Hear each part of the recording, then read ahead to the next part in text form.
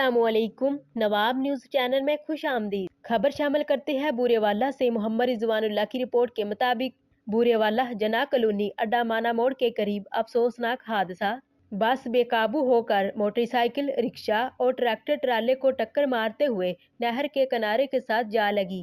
Bus driver मौका से फरार होने में कामयाब। इस हादसे के नतीजे में 15 से ज्यादा मुसाफिर सवार अफराद जख्मी हो गए, जिन्हें पेट्रोलिंग पोस्ट अड्डा माना मोड़ और 11 बाई एम्बुलेंस के नौजवानों ने बरवक्त रिस्पॉन्स करते हुए जख्मियों को तहसील हेडक्वार्टर अस्पताल मुंतकिल कर दिया।